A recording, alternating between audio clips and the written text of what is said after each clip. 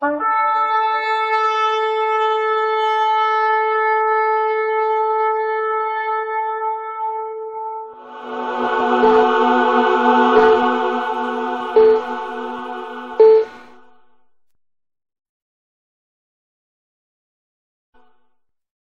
is it? I don't have it. When did you use it last? On the plane. I got a call on the plane and... What? I loaned it to Nash. He must have had it when he...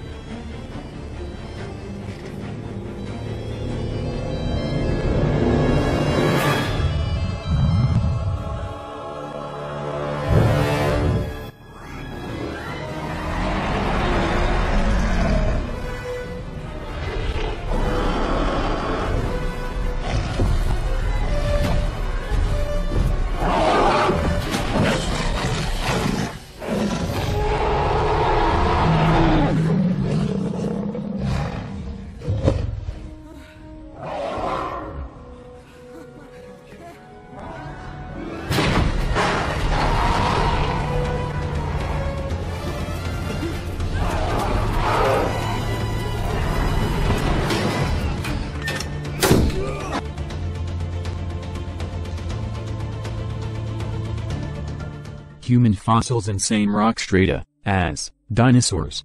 Amazing discovery near Montrose, Colorado. Dinosaur National Monument. In 1971, a heavy equipment operator made a startling discovery in a layer of Dakota sandstone which is part of the Lower Cretaceous strata. The Lower Cretaceous strata is known for its dinosaur fossils and according to the evolutionary timetable and is supposedly 140 million years old. This is the same rock strata where numerous dinosaur fossils have been found at Dinosaur National Monument.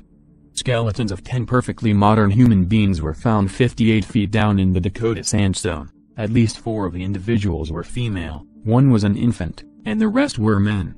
The amazing thing is that some of the fossils were articulated or found in their natural body positions, which indicates they were quickly buried by some sort of catastrophic flood and mudslide.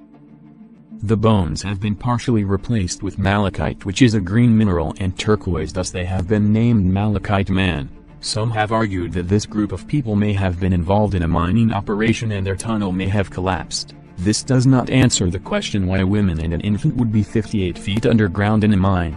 And it has been observed that not digging or mining tools have been found. This group of people were buried by mud and became part of the Dakota sandstone strata as a lasting testimony that something catastrophic happened years ago, probably at the same time that millions of dinosaurs were buried alive in the same rock strata. The point is, man and dinosaur obviously lived at the same time. This totally destroys the philosophical theory of evolution that declares that dinosaurs disappeared from the Earth millions of years before the evolution of man. Dr. Don Patton is shown here in 1990 holding a human femur which had been found at the site. He had personally excavated this leg bone just moments before this photo. Note the green malachite that replaced the original bone. Malachite Man turquoise jaw. This perfectly modern human jawbone with teeth has also been excavated from the site. Notice the turquoise that replaced the original bone during the fossilization process. Pictured here is the heavy equipment operator who first unearthed this remarkable find of human bones in the same rock strata that dinosaur bones are found at Dinosaur National Monument. A remarkable discovery near Montrose, Colorado, shows human bones buried in the same Dakota sandstone, the same rock strata where thousands of dinosaur fossils have been discovered nearby at Dinosaur National Monument. 2006 Discovery News. Biblical archaeology, Noah's Ark, chariot wheels in the Red Sea, dinosaurs, Hawa parts or out-of-place artifacts, biblical prophecy, creation science, fossils, geology, Native American rock art. All of these discoveries confirm the accuracy of the Bible. Ancient dinosaur depictions. Did dinosaurs really exist as we were told? Dinosaurs certainly did roam the earth in the ancient past. Fossils of dinosaurs have been found all over the world, and their bones are displayed in museums for all to see. When were dinosaurs found? The story of their discovery began back in the 1820s, when Gideon Mantell, an English doctor, found some unusual teeth and bones in a quarry. Dr. Mantell realized there was something very different about these animal remains, and believed that he had found an entirely new group of reptiles. By 1841, about 9 types of these different reptiles had been uncovered, including 2 called Megalosaurus and Iguanodon. What makes dinosaurs different? Other than the huge size of some dinosaurs, the major feature that really distinguishes dinosaurs from other reptiles, such as crocodiles, is the position of their limbs. Dinosaurs had posture that was fully erect, similar to that in mammals. Most other reptiles have limbs in a sprawling position. For instance, compare the way a crocodile walks with that of, say, a cow. Dinosaurs would have moved like a cow, with the limbs supporting the body from beneath. Crocodiles waddle, as their limbs project sideways from their body. How big were dinosaurs? Some were as small as chickens, and others were even smaller. Of course, some dinosaurs were very large, weighing in at an estimated 80 tons and standing 40 feet high. When did dinosaurs live? The story we have all heard from movies, television, newspapers, and most magazines and textbooks is that dinosaurs lived millions of years ago. According to evolutionists, the dinosaurs ruled the Earth for 140 million years, dying out about 65 million years ago. However, scientists do not dig up anything labeled with those ages. They only uncover dead dinosaurs, that is, their bones, and their bones do not have labels attached telling how old they are. The idea of millions of years of evolution is just the evolutionist's story about the past. No scientist was there to see that dinosaurs lived through this supposed dinosaur age. In fact, there is no proof whatsoever that the world and its fossil layers are millions of years old. No scientist observed dinosaurs die. Scientists only find the bones in the here and now, and because many of them are evolutionists, they try to fit the story of the dinosaurs into their view. Other scientists, called creation scientists, have a different idea about when dinosaurs lived. They believe they can solve any of the supposed dinosaur mysteries and show how the evidence fits wonderfully with their ideas about the past, beliefs that come from the Bible. The Bible, God's very special books, claims that each writer was supernaturally inspired to write exactly what the creator of all things wanted him to write down for us so that we can know where we and dinosaurs came from and how life came into existence. Everything: the earth, stars, sun, moon, plants, animals, and people. Although the Bible does not tell us exactly how long ago it was that God made the world and its creatures, we can make a good estimate of the date of creation by reading through the Bible and noting some interesting passages. God made everything in 6 days. He did this, by the way, to set a pattern for mankind, which has become our 7-day week, as described in Exodus 20:11. God worked for 6 days and rested for 1, as a model for us. Furthermore, Bible scholars will tell you that the Hebrew word for day used in Genesis 1 can only mean an ordinary day in this context. We are told God created the first man and woman, Adam and Eve, on day 6, but that is not true. Adam came to be on the 2nd week on the first day. Genesis 2:2-3-7. Many facts about when their children and their children's children were born are given in Genesis. These genealogies are recorded throughout the Old Testament, up until the time of Christ. They certainly were not chronologies lasting millions of years. As we add up all of the dates, and accepting that Christ, the Son of God, came to Earth almost 2,000 years ago, we come to the conclusion that the creation of the Earth and animals, including the dinosaurs, occurred only thousands of years ago, perhaps only 6,000, not millions of years. Thus, if the Bible is right, and it is, dinosaurs must have lived within the past thousands of years. Where did dinosaurs come from? Evolutionists claim that dinosaurs evolved over millions of years. They imagine that one kind of animal slowly changed over long periods of time to become a different kind of animal. For instance, they believe that amphibians change into reptiles, including dinosaurs, by this gradual process. This would mean, of course, that there would have been millions of creatures during the time that would be in between, as amphibians evolved into reptiles. Evidence of these transitional forms, as they are called, should be abundant. However, many fossil experts admit that not one unquestionable transitional form between any group of creatures and another has been found anywhere. If dinosaurs evolved from amphibians, there should be, for example, fossil evidence of animals that are part dinosaur and part something else. However, there is no proof of this anywhere. In fact, if you go into any museum you will see fossils of dinosaurs that are 100% dinosaur, not something in between. There are no 25%, 50%, 75%, or even 99% dinosaurs. They are all 100% dinosaur. Evolutionists declare that no man ever lived alongside dinosaurs.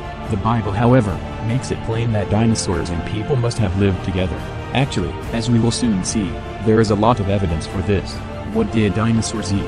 The Bible teaches, in Genesis 1:29-30, that the original animals, and the first humans, were commanded to be vegetarian. There were no meat eaters in the original creation. Furthermore, there was no death. It was an unblemished world, with Adam and Eve and animals, including dinosaurs, living in perfect harmony, eating only plants. After Adam's sin, animals and people started to die. It was now a different world, one of death and strife. A world that was once beautiful now suffered under the curse placed upon it by the Creator. Genesis 3:14-19. But a promise was given, Genesis 3:15, that God would provide a way for the penalty of sin to be paid so there would be a way for man to come back to God. Why do we find dinosaur fossils? In Genesis 6, we read that all flesh, man and animals, had corrupted his way upon the earth. Genesis 6:12. Perhaps people and animals were killing each other. Maybe dinosaurs had started killing other animals and humans. In any case, the Bible describes the world as wicked. Because of this wickedness, God warned a godly man named Noah that he was going to destroy the world with a flood.